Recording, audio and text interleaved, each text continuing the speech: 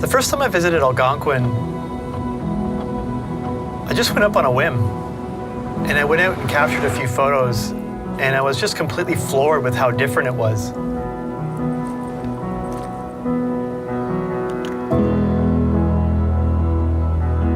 And it ruined it for me in a lot of ways, because from that point on, I couldn't shoot around my house anymore. I had to drive to like 2+ hours to get to these dark skies just because the photos were just that much better. So for me, getting out to nature and photographing the night sky, it's a means to disconnect, to reconnect. I would call myself more like a naturalist, I guess, before I'm a photographer. But photography is a means for me to bring this stuff home and share it with others to hopefully inspire them to go check it out as well. Or strike that balance between, the technical world we face every day and the natural one that surrounds us and we kind of take for granted from time to time.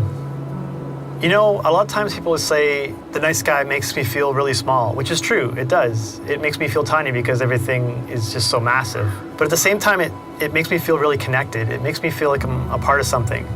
And so when you look up there and you see this massive scale, I feel more connected to things than I do when I'm not out there under the stars and looking at the sky.